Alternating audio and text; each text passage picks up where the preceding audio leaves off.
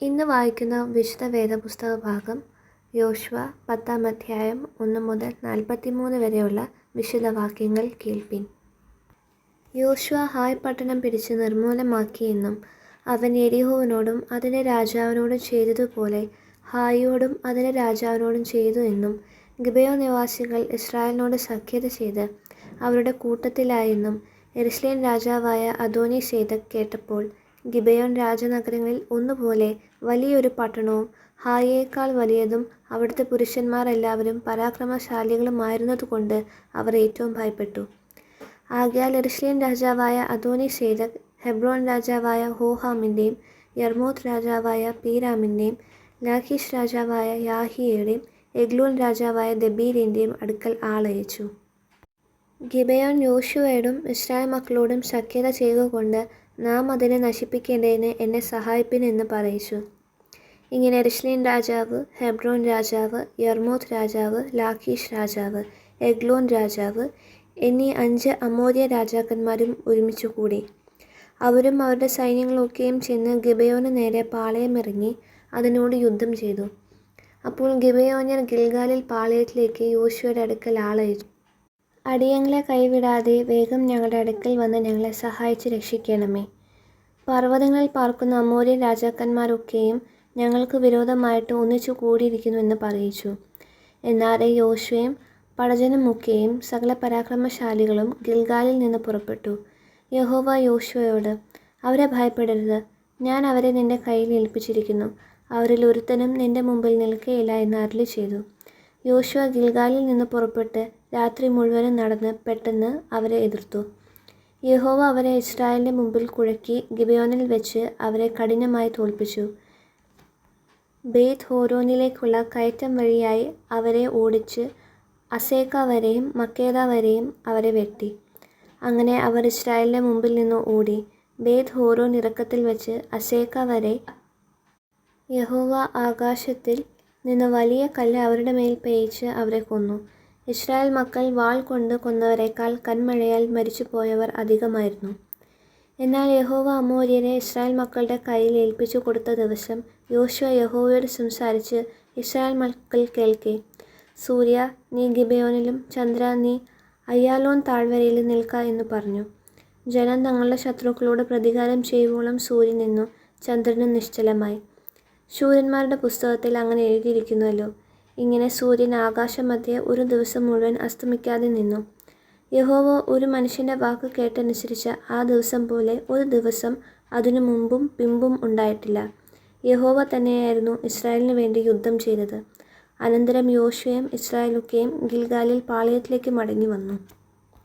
എന്നാൽ ആ രാജാക്കന്മാർ ഐവരും ഓടി മക്കേദായിലെ ഗുഹയിൽ ചെന്ന് ഒളിച്ചു.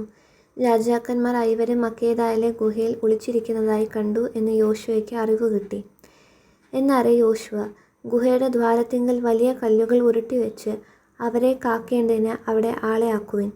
നിങ്ങളോ നിൽക്കാതെ ശത്രുക്കളെ പിന്തുടർന്ന് അവരുടെ പിൻപടയെ സംഹരിപ്പിൻ. പട്ടണങ്ങളിൽ കടപ്പാൻ അവരെ സമ്മതിക്കരുത്. നിങ്ങളുടെ ദൈവമായ യഹോവ അവരെ നിങ്ങളുടെ കയ്യിൽ ഏൽപ്പിച്ചിരിക്കുന്നു എന്ന് പറഞ്ഞു. അങ്ങനെ അവർ ഒടുങ്ങും വരെ യോശുവയും ഇസ്രായേൽ മക്കളും അവരിൽ ഒരു മഹാസംഹാരം നടത്തി കഴിഞ്ഞപ്പോൾ ശേഷിച്ചവർ ഉറപ്പുള്ള പട്ടണങ്ങളിൽ ശരണം പ്രാപിച്ചു. ജനമൊക്കെയും സമാധാനത്തോടെ മക്കേദായിലെ പാളയത്തിൽ യോശുവയുടെ അടുക്കൽ മടങ്ങി വന്നു. ഇസ്രായേൽ മക്കളിൽ യാതൊരുത്തൻ്റെയും നേരെ ആരും തൻ്റെ നാവ് അനക്കിയതുമില്ല. പിന്നെ യോശുവ ഗുഹയുടെ ദ്വാരത്തെ തുറന്ന് രാജാക്കന്മാർ ഐവരെയും ഗുഹയിൽ നിന്ന് എൻ്റെ അടുക്കൽ പുറത്തു കൊണ്ടുവരുവിൻ എന്ന് പറഞ്ഞു. അവർ അങ്ങനെ ചെയ്തു. യെരുശലേം രാജാവ്, ഹെബ്രോൻ രാജാവ്, യർമൂത്ത് രാജാവ്, ലാഖീഷ് രാജാവ്, എഗ്ലോൻ രാജാവ് എന്നീ 5 രാജാക്കന്മാരെയും ഗുഹയിൽ നിന്ന് അവൻ്റെ അടുക്കൽ കൊണ്ടുവന്നു. രാജാക്കന്മാരെ യോശുവയുടെ അടുക്കൽ കൊണ്ടുവന്നപ്പോൾ യോശുവ ഇസ്രായേൽ പുരുഷന്മാരെയൊക്കെയും വിളിപ്പിച്ച് തന്നോട് കൂടെ പോയ പടജനത്തിൻ്റെ അധിപതിമാരോട് അടുത്തു വന്ന് ഈ രാജാക്കന്മാരുടെ കഴുത്തിൽ കാൽ വെപ്പിനെന്ന് പറഞ്ഞു. അവർ അടുത്തു ചെന്ന് അവരുടെ കഴുത്തിൽ കാൽ വച്ചു. യോശുവ അവരോട്, ഭയപ്പെടരുത്, ശങ്കിക്കരുത്, ഉറപ്പും ധൈര്യവും ഉള്ളവരായിരിപ്പിൻ. നിങ്ങൾ യുദ്ധം ചെയ്യുന്ന സകല ശത്രുക്കളോടും യഹോവ ഇങ്ങനെ തന്നെ ചെയ്യും എന്ന് പറഞ്ഞു.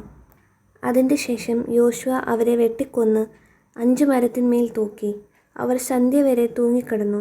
സൂര്യൻ അസ്തമിക്കുന്ന സമയത്ത് യോശുവയുടെ കൽപ്പന പ്രകാരം അവരെ മരത്തിന്മേൽ നിന്ന് ഇറക്കി അവർ ഒളിച്ചിരുന്ന ഗുഹയിലിട്ടു. ഗുഹയുടെ ദ്വാരത്തിങ്കൽ വലിയ കല്ല് ഉരുട്ടിവെച്ചു. അത് ഇന്നുവരെയും അവിടെ ഇരിക്കുന്നു. അന്ന് യോശുവ മക്കേദ പിടിച്ച് വാളിൻ്റെ വായ്ത്തലയാൽ സംഹരിച്ച് അതിനെയും അതിലെ രാജാവിനെയും അവിടെയുള്ള എല്ലാവരെയും നിർമൂലമാക്കി. ഒരുത്തനെയും ശേഷിപ്പിച്ചില്ല.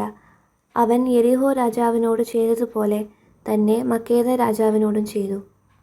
യോശുവയും അവനോട് കൂടെ ഇസ്രായേൽ ഒക്കെയും മക്കേദയിൽ നിന്ന് ലിബ്നായ്ക്ക് ചെന്ന് ലിബ്നായോട് യുദ്ധം ചെയ്തു. യഹോവ അതിനെയും അതിലെ രാജാവിനെയും ഇസ്രായേലിൻ്റെ കയ്യിൽ ഏൽപ്പിച്ചു. അവർ അതിനെയും അതിലുള്ള എല്ലാവരെയും വാളിൻ്റെ വായ്ത്തലയാൽ സംഹരിച്ചു. അവിടെ ഒരുത്തനെയും ശേഷിപ്പിച്ചില്ല. യെരിഹോ രാജാവിനോട് ചെയ്തതുപോലെ അവർ അവിടുത്തെ രാജാവിനോടും ചെയ്തു. യോശുവയും അവനോട് കൂടെ ഇസ്രായേൽ ഒക്കെയും ലിബ്നായിൽ നിന്ന് ലാക്കീഷിന് ചെന്ന് അതിൻ്റെ നേരെ പാളയമിറങ്ങി അതിനോട് യുദ്ധം ചെയ്തു. യഹോവ ലാക്കീഷിനെ ഇസ്രായേലിൻ്റെ കയ്യിൽ ഏൽപ്പിച്ചു. അവർ അതിനെ 2-ാം ദിവസം പിടിച്ചു. ലിബ്നായോട് ചെയ്തതുപോലെയൊക്കെയും അതിനെയും അതിലുള്ള എല്ലാവരെയും വാളിൻ്റെ വായ്ത്തലയാൽ സംഹരിച്ചു. അപ്പോൾ ഗേസർ രാജാവായ ഹോറാം ലാക്കീഷിനെ സഹായിപ്പാൻ വന്നു. എന്നാൽ യോശുവ അവനെയും അവൻ്റെ ജനത്തെയും ആരും ശേഷിക്കാതവണ്ണം സംഹരിച്ചു. യോശുവയും ഇസ്രായേലൊക്കെയും ലാഖീഷിൽ നിന്ന് എഗ്ലോനിന് ചെന്ന് അതിൻ്റെ നേരെ പാളയമിറങ്ങി അതിനോട് യുദ്ധം ചെയ്തു. അവർ അന്നു തന്നെ അതിനെ പിടിച്ച് വാളിൻ്റെ വായ്ത്തലയാൽ സംഹരിച്ചു. ലാഖീഷിനോട് ചെയ്തതുപോലെയൊക്കെയും അവൻ അതിലുള്ള എല്ലാവരെയും അന്ന് നിർമൂലമാക്കി. യോശുവയും ഇസ്രായേലൊക്കെയും എഗ്ലോനിൽ നിന്ന് ഹെബ്രോന് ചെന്നു അതിൻ്റെ നേരെ യുദ്ധം ചെയ്തു. അവർ അതിനെ പിടിച്ച് വാളിൻ്റെ വായ്ത്തലയാൽ അതിനെയും അതിലെ രാജാവിനെയും അതിൻ്റെ എല്ലാ പട്ടണങ്ങളെയും അതിലുള്ള എല്ലാവരെയും സംഹരിച്ചു. അവൻ എഗ്ലോനോട് ചെയ്തതുപോലെയൊക്കെയും അതിനെയും അതിലുള്ള സകല മനുഷ്യരെയും ആരും ശേഷിക്കാതവണ്ണം നിർമൂലമാക്കി. പിന്നെ യോശുവയും എല്ലാ ഇസ്രായേലും തിരിഞ്ഞ് ദെബീരിന് ചെന്ന് അതിൻ്റെ നേരെ യുദ്ധം ചെയ്തു. അവൻ അതിനെയും അതിലെ രാജാവിനെയും അതിൻ്റെ എല്ലാ പട്ടണങ്ങളെയും പിടിച്ച് വാളിൻ്റെ വായ്ത്തലയാൽ സംഹരിച്ചു. അതിലുള്ള എല്ലാവരെയും ആരും ശേഷിക്കാതവണ്ണം നിർമൂലമാക്കി. അവൻ ഹെബ്രോനോട് ചെയ്തതുപോലെയും ലിബ്നായോടും അതിലെ രാജാവിനോടും ചെയ്തതുപോലെയും ദെബീരിനോടും അതിലെ രാജാവിനോടും ചെയ്തു. ഇങ്ങനെ യോശുവ മലനാട്, തെക്കേ ദേശം, താഴ്വീതി, മലഞ്ചരിവുകൾ എന്നിങ്ങനെയുള്ള ദേശമൊക്കെയും അവിടങ്ങളിലെ സകല രാജാക്കന്മാരെയും ജയിച്ചടക്കി. ഇസ്രായേലിൻ്റെ ദൈവമായ യഹോവ കൽപ്പിച്ചതുപോലെ അവൻ ഒരുത്തനെയും ശേഷിപ്പിക്കാതെ സകല ജീവികളെയും നിർമൂലമാക്കി. യോശുവ കാദേശ് ബർന്നേയ മുതൽ ഗസ വരെയും ഗിബയോൻ വരെയും ഗോശേൻ ദേശമൊക്കെയും ജയിച്ചടക്കി. ഈ രാജാക്കന്മാരെയൊക്കെയും അവരുടെ ദേശത്തെയും യോശുവ ഒരേ സമയത്ത് പിടിച്ചു. ഇസ്രായേലിൻ്റെ ദൈവമായ യഹോവയായിരുന്നു ഇസ്രായേലിനു വേണ്ടി യുദ്ധം ചെയ്തത്. പിന്നെ യോശുവയും എല്ലാ ഇസ്രായേലും ഗിൽഗാലിൽ പാളയത്തിലേക്ക് മടങ്ങിപ്പോന്നു. ഇവിടെ വേദഭാഗം വായിച്ചു തീരുന്നു.